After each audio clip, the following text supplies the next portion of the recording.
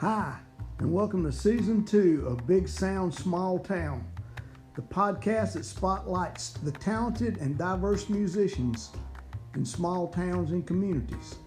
This season we're branching out to include the community of people who make it possible for musicians to be able to perform their music, the producers, the recording engineers, the venue owners, and many others. And as always, the small town musicians. Remember, small town doesn't mean small talent. Hear their stories.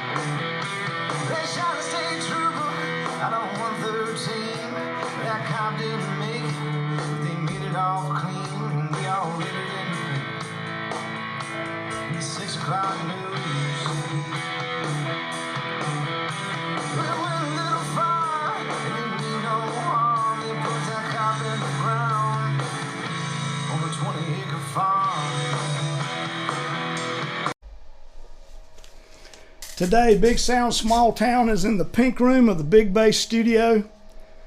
This is the COVID-19 sessions, I guess is what we'll call this. And my guest today is bassist Phillip Simmons. Welcome to the show, Phillip. Thank you, Sandy. Good to hear from you. All right. Well, let the people know, are you working these days? Well, I'm not. Had a lot of shows that were scheduled through March and April and May, and most of those have been canceled / postponed until we get through whatever this madness is. Right. Oh, yeah. Well, now, how about your day job? Is it still working? Yes, I do have a day job. I work for a magazine distributor at some of the local stores around town, and actually a lot of people in Shelby and Gastonia probably see me relatively often. We are still working hard at putting our magazines out. We've been deemed essential employees. Yep. So our work has not stopped.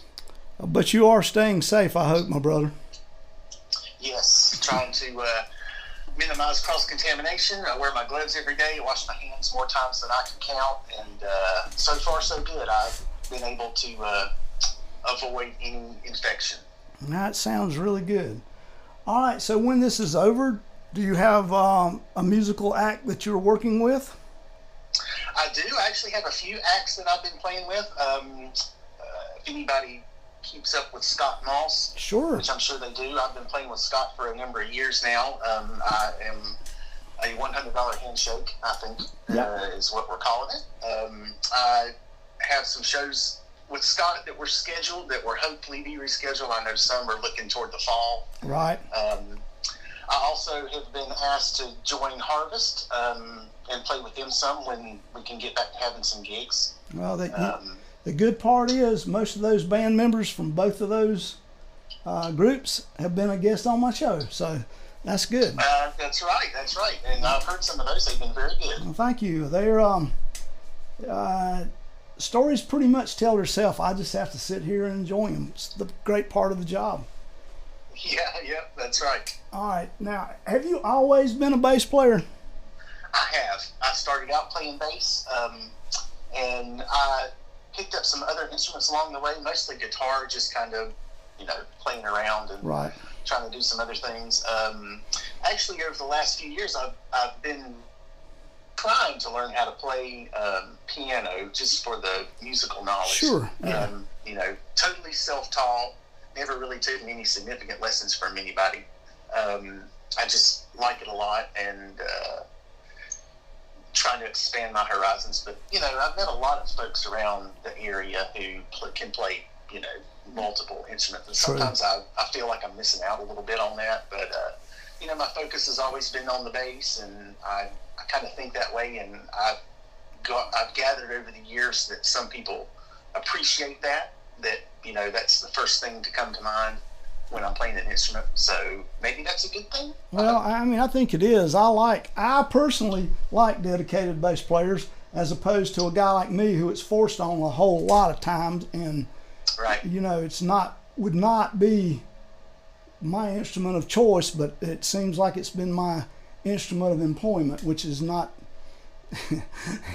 I guess it's a blessing, but I as a bassist, I prefer bassists who are really bassists first.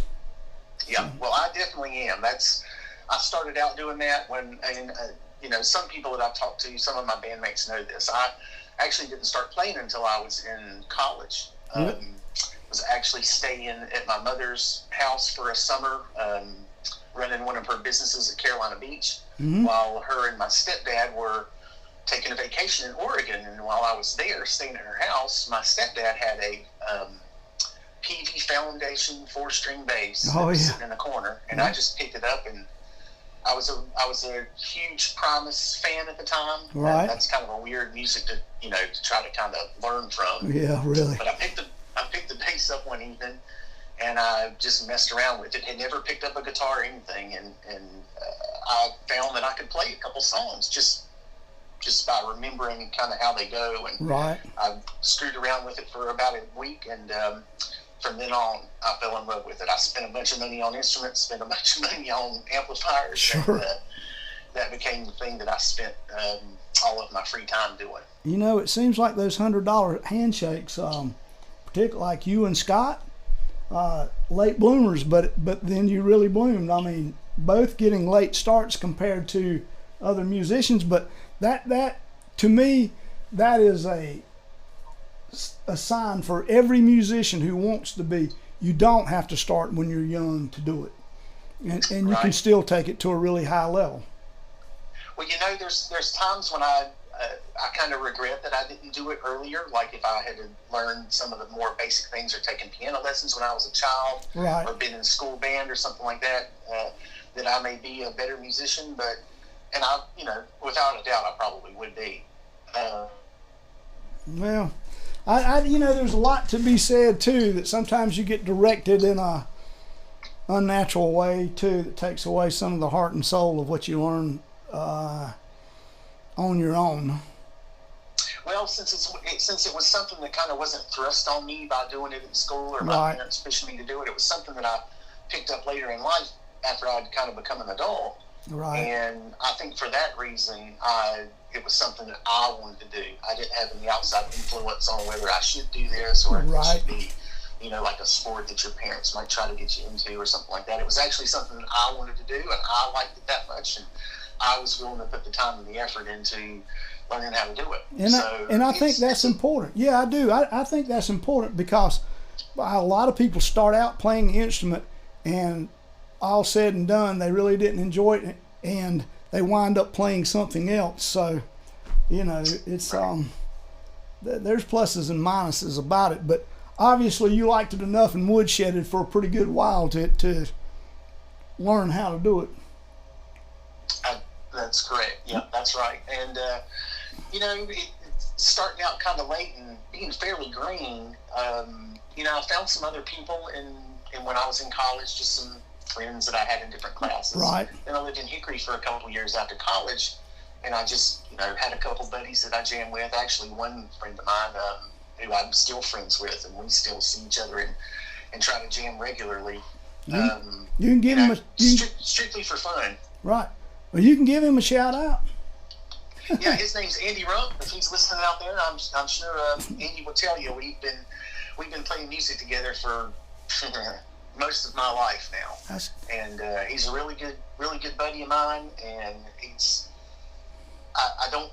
There's no pressure. We don't really learn anything. We just kind of make stuff up, and sure. It's just something that we do strictly for fun. We've gone out and played a few times, but for me, that playing with him and another friend of ours named Ruffin Reynolds, who's been in some local bands too. He's a drummer, and for me, that's it's just kind of a relaxing thing. Sure. With the other bands that I play with, it's not like I'm struggling or having to work hard or something like that. But there's when you're playing with a band that's actually going out and playing and doing gigs, you've got to pack your stuff up. You got to draw all the kind of logistics that go into playing with the band. And sometimes it's nice to be able to just sit in your garage with your buddies and play around for fun and not really mean anything. And I think you hit the point there. So many times, once you start doing it at a professional level, some of the fun disappears. I mean, you still love it, but some of the fun disappears when you load up, tear down, go through band members. I mean, it's it's harder than what people who don't play understand. Well, it can be work. Let's say we may go to a show in Knoxville, right? And we might have 10 hours tied up in the driving, setting up, and sound check, and driving back home, right? And not that that's not fun, because it's great to hang out with. All those guys are my friends I'm in bands with, so I get to hang out with my friends. We have a good time. It's not work, quote unquote, right? But there's still work involved, and the music, actually playing the music. If you have 10 hours invested in a show, you might play music for 2 or maybe 3 hours. Oh yeah, at the most. So everybody, everybody knows that you play for free. You charge them to drive, sit up, and tear down. I mean, right. That's kind of the musician's agreement, I think. I think it is. Yeah. All right. Okay, well, let's go back to Promise. That's a strange place to start. I mean, did you start learning just Promise songs? Well, I did. I was, at the time, I was in college 93 to 97 at NC State in Raleigh. Right. Mm-hmm. And, all through my high school years, that was the grunge era. Sure. The Pearl Jams, the Nirvana. I kind of shied away from a lot of the radio popular bands at the time, so I was a big Rage Against the Machine fan. Oh yeah, great stuff. I mean, right, huge Tool fan. Yeah. Promise at the same time. I don't know what it was about them that I liked. I don't know if I could really nail it down. It's easy to say now that I liked them because Les Claypool's this crazy bass player that is easy to zero in on. I'm not sure that was the intent at the time. Right. I liked what he did, but I didn't really correlate it with playing like I do now. So my mindset after I started playing was a little different, and True. I approached learning some of those songs from more of a musical standpoint than I did when I was a fan. True. What's that? I said, yeah, that's true. I can see where it's totally different when all of a sudden you realize that, hey, this guy's really the heart and soul of that band too. Right. So, right. It was, some interesting stuff to learn, and I have to say, that's where I first started, because I got to playing bass a little more and really listening to more music, and then when I started playing with other people, you can't really walk into your practice room and look at your band bass and say, hey, let's play one known as Big Brown Beaver. Yeah, exactly. It's a little weird thing to try to do. So when you start playing with other people, you really got to kind of simplify. Right. And really, over the years, that's kind of been my mantra, is try to get simpler and more simpler. And that really has allowed me or shown me how to, think of the bass as the accompaniment instrument that it should be. Exactly, right? Yes. It has a place that it fits in songs, and you really need to keep it there for the for the betterment of the song. I totally agree. There's a thing about a pocket and a thing about a groove that a lot of fantastic players just never understand. Well, it took me years to learn that, and you can ask, Roger Pageant, Luke Edwards, all those guys that I played with in Tater over the years, and a lot of people. It took me years to learn how to find my place and keep it simple and do my part. Right. When you're unsure of what to do, you end up doing too much. True, this is true. And over time, after listening and really paying attention and thinking about it from a more musical standpoint, you realize that your instrument has a place, and you need to keep the instrument in that place, and it really makes the song end up sounding better. It really when you're does. Not playing too much stuff. Well, and particularly coming from a Les Claypool type of beginning, you would think that you would be a whole lot about bass soloing. Right. And early on, I was. Right. But it's another. It's you just can't do it that way. If you want to stay busy, and if you want to play with other people, you've got to kind of figure your place out.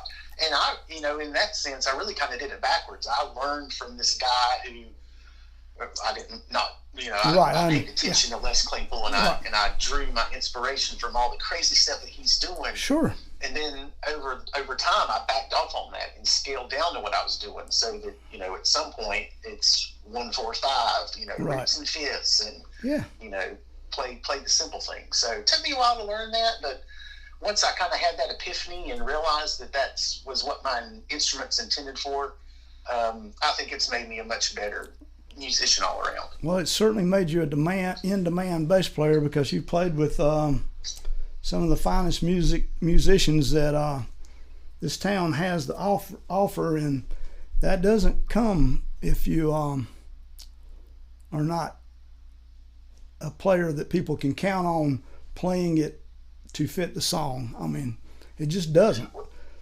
Right. Well, I have been lucky all these years. Shelby in Cleveland County is a great town to play music. Yeah, it really is. Awesome musicians. And you're right. I'd like to think that people have sought me out because they like the way that I play. I can't say that was the case early on, because I was still learning. I was still trying to figure out how all this works, and playing with a lot of people over the years, and just having a lot of shows, playing with people, having a lot of shows, going out in public, and realizing what you're sounding like in front of the people that you're playing in front of. Right. It was a great learning experience for me. Now, do you remember the first time you played on stage? Can you remember that? Let me see. The first time that I really played on stage, no, it's ironic, because at the time, you were kind of part of that. Oh, really? Yeah, I'm sure you probably remember. Really? That was the first time? That was, I played a car dealership, and I played at a high school, like a teaching function that some friends did. I had played a Christmas party for PPG with some guys. Right. I don't really count those, because there weren't really audiences there per se. Right. But the first real gig that I had on stage when I first moved to Shelby, I was playing with you guys in Mama Santa. That was a big. I mean, there's a lot of people there to be your first on big stage. That's right. We played at the Foundation at Isothermal College, sure did. And I didn't know what I was doing. I was so lost. I can't believe you guys didn't boot me off the stage. Well, but everybody was so nice and very encouraging. That was the first time I played on stage, and I have to say, I wasn't nervous about playing in front of people. Yeah. I was more nervous about not doing a good job for my bandmates. Yeah, I mean, I understand that. This is similar but different. I play with Cleveco now. Basically, the bass player there before me was Art Mooney. Yep. Oh, God. I mean, that's a big shoes to fill. it is. And, I have never been nervous per se, but about playing in front of people, but nervous per se and filling some big shoes. So I do understand the feeling you have. And, you know, I've been doing this within my 5 years now, and I still, in my own eyes, am still under that shadow, which, you know, there's no comparison in my bass playing and Art's bass playing. They're two entirely different styles and types, and I'm just fortunate that they're fairly forgiving in my case. Right. Well, you know, Art is an incredible bass player. I know that would be the number one thing on my mind too. Is I want to be able to do a good enough job so that people appreciate me being in the band. And that, you know, I'm doing what I'm supposed to do. You know, I when I was some of the first few years I was playing with Tater, I've really gotten nervous playing in front of an audience. And I played in front of 10 people, and I played in front of 5,000 people. Sure. I never really get nervous about playing on stage. My kind of the thing that I use to kind of talk myself into it, supposedly, or so to speak, is my philosophy is I'm the one up here doing it, and nobody else is doing it but me. So that's cool. Yeah, it is. As far as getting over the audience part. Yeah. But I do want to do a good job for my bandmates. Right. I want to make sure that, you know, that they like what I'm doing, so I can keep my job, and that they have a good time doing it. I don't want to mess them up. That's the important part for me. So that's the only thing I really kind of quote unquote get nervous at. Well, you really, I mean, locally, your bands have been pretty much big bands around here. So when did you hook up with Scott? Well, did you hook up with Scott before you did Luke, or? I did the Tater years first. When I lived in Shelby for about a year, and I met Luke at the bagel shop when he was still running the Uptown Bagel. Right. They needed a bass player because their bass player was moving on to some different work. And I joined up with them, and I played with Luke and Roger and Kelly and Matt Miller too for a few years when he was there. Right. We did that for about 9 or 10 years. Yeah, y'all did it a long time. In that time, since that was such a you know, fairly long period of time, right, I had met a lot of other musicians around the area, and at some point, maybe 2004, 2005, maybe even before that, Scott could probably tell you better. Scott was playing in 5 Point Remedy, I believe, at the time, and they played a festival, one of the Tater Fests that we threw, and that was the first time that I'd met Scott. And, you know, I knew Scott, and we had met here and there. I wouldn't necessarily say we were close friends. Right. We didn't really hang out. Of course, at that time, Tater was so busy that really Luke and Roger and Kelly were my only friends. I do understand that. So much. That's what we did. So I didn't really hook up with Scott until after the Tater years. After the Tater years, yeah. That's Yep. And then but now that wasn't $100 handshakes then. It was not. That was a band called Evergreen. Yeah, that's what I thought. Right. So that was it's kind of funny because it was myself and Roger Padgett and Kelly Hull from Tater. Right. And we had actually messed around over the course of a couple years trying to find some other people to kind of fill in the space for Luke, although you know, all the Tater songs were Luke songs. So it was really a new band, even though Roger and Kelly and I were, you know, still the instrumentalists, I guess. We played with David Vai for about a year. Yeah. We played with another guy named Seth Grigg, who was out of Gastonia for a short period of time. That didn't end up working out too well. Yeah. We played with another little guy who's actually moved to Nashville recently. His name's Trey Calloway. Oh, yeah. These were all singers that we, you know, just were trying to kind of feel out and see what we wanted to do. And some of them, sometimes it worked, sometimes it didn't. Right. We really didn't have a focus on what we were going to do. And then along the way, Roger ended up doing a couple. He did several kind of 2-man shows and sometimes 3-man shows with Lance Watson would come and play bass with them. Yeah. And they were doing that as Evergreen.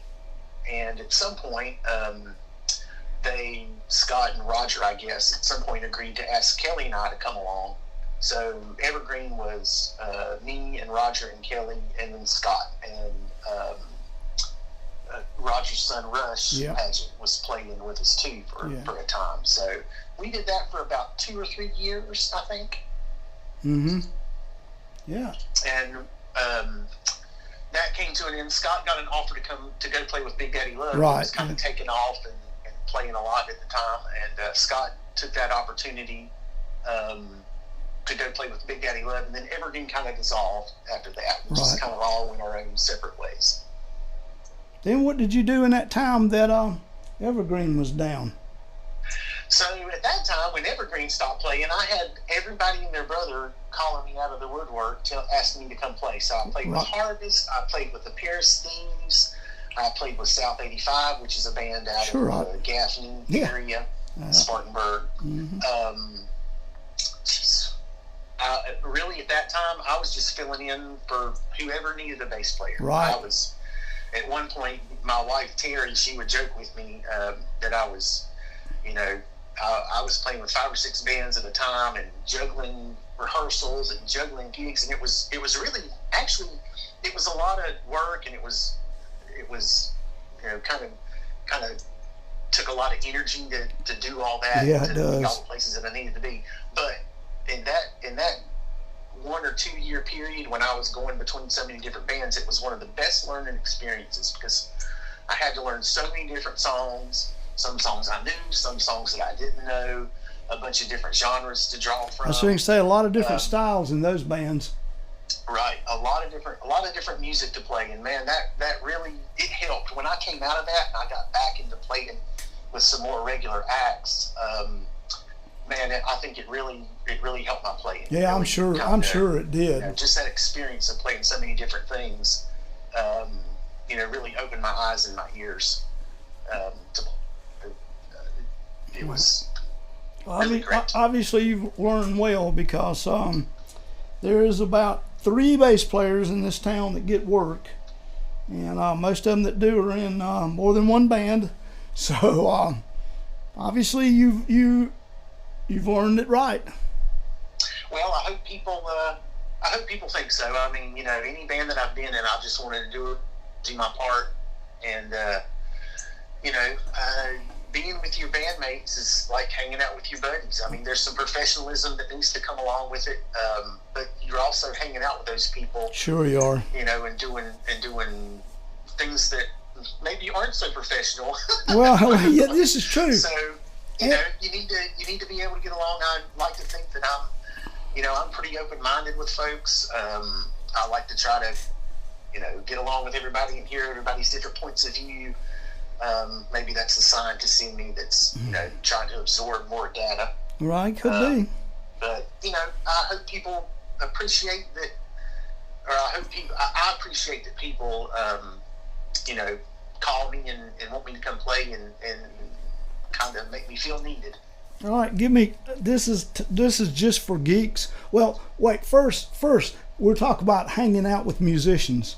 Musicians are different than other people. Most of them are a whole lot of fun, pretty funny, pretty funny people. But you have to hang out with them a little bit to understand that. Yeah. That's true. And it's something that a lot of people miss by not spending their time around bands. I mean, a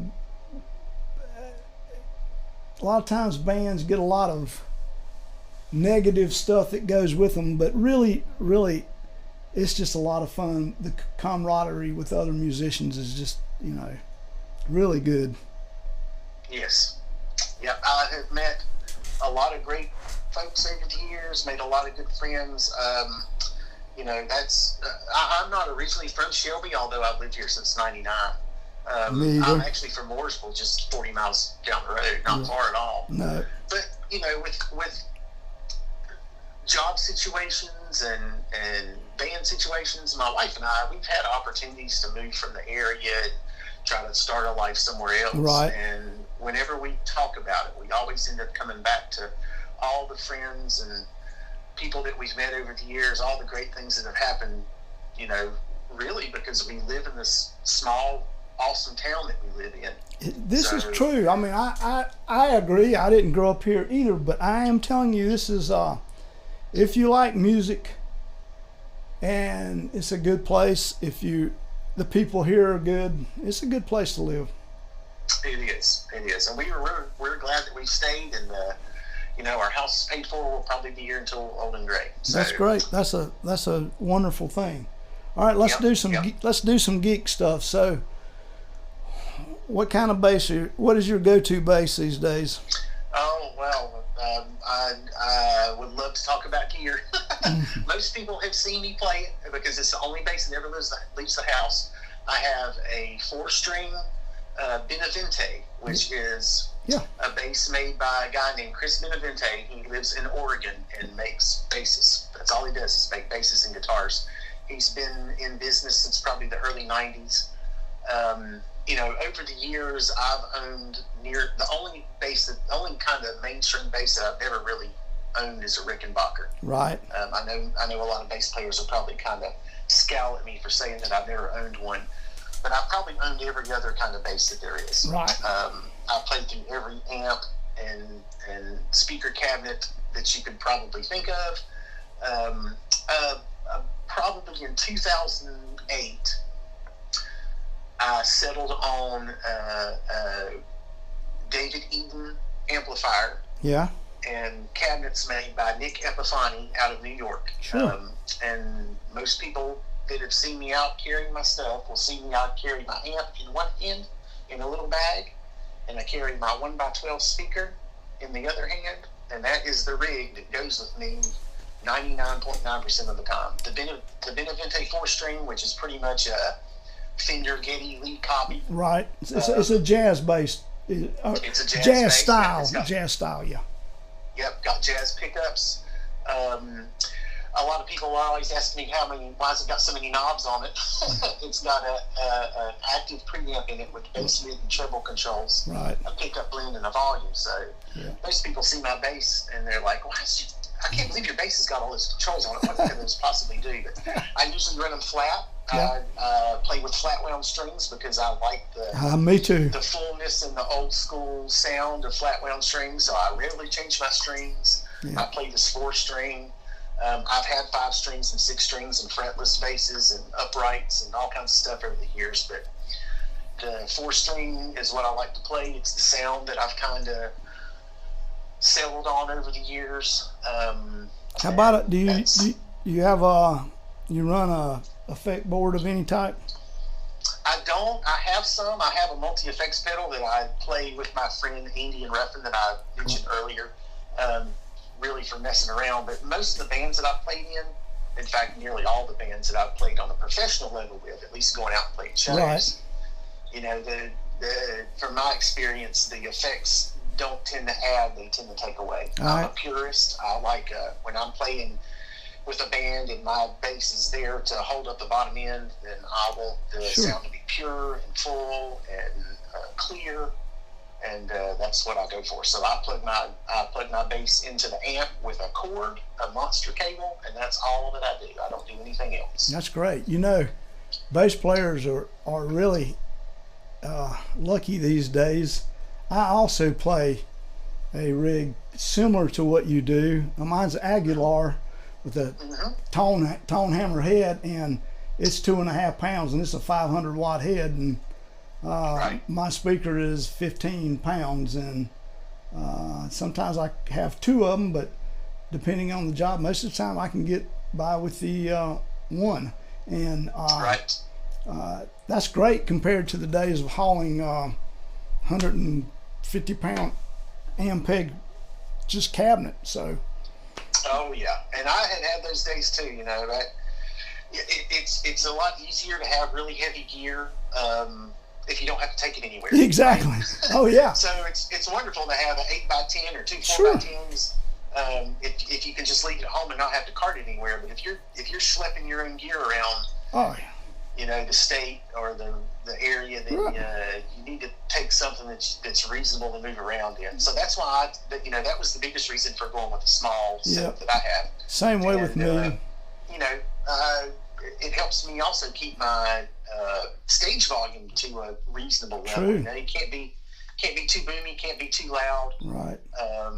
So the small rig initially was for simplicity, just for right. not having to carry a bunch of stuff around.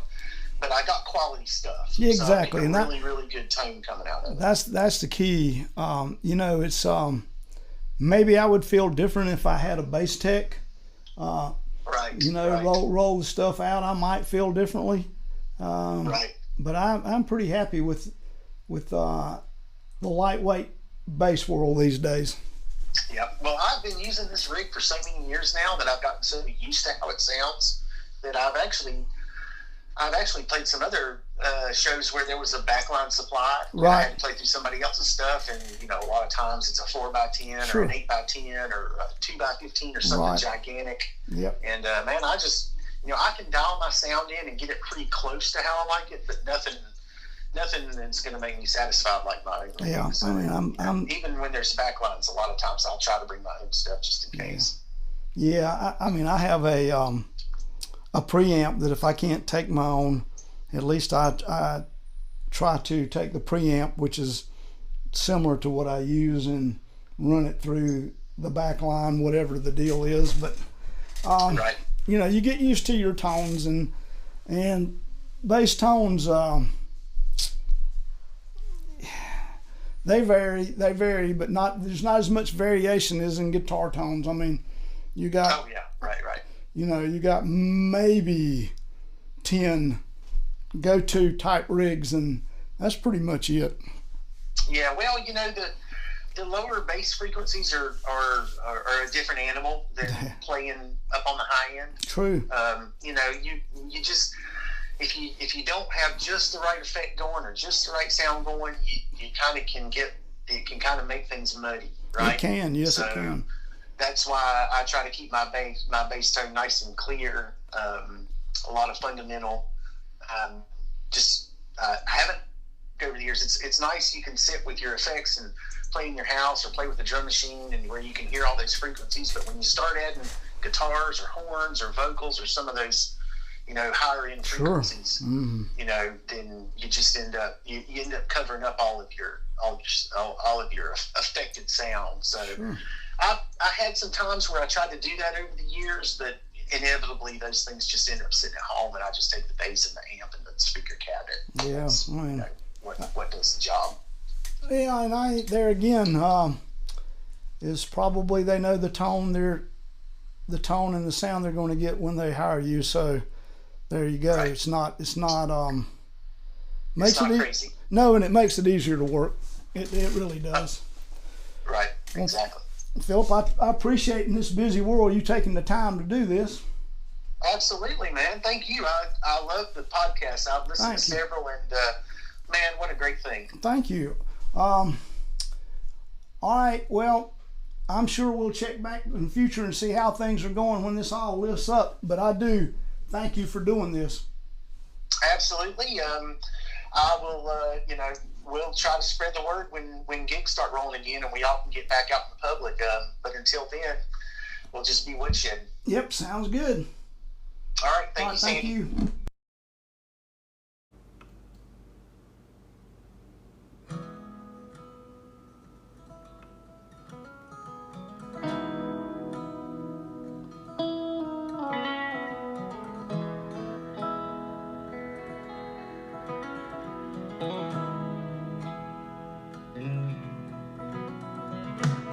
That's all you wanted, was a place to call your own. Watch down the neon and that big silver moon.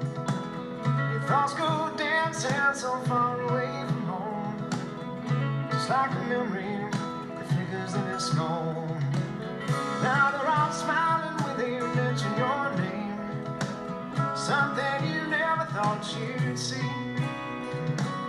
Everyone's hoping that your dreams will all come true, everyone except for me.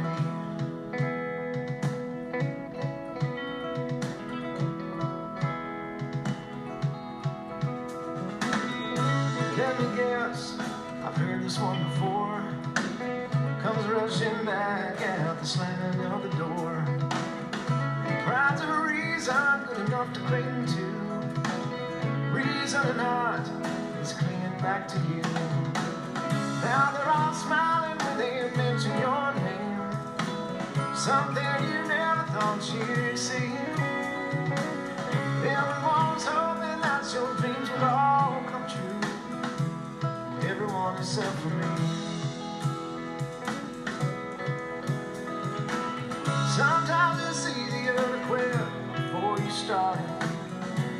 You never had a chance at all. Instead I've told just like bottles on a fence just to watch them fall.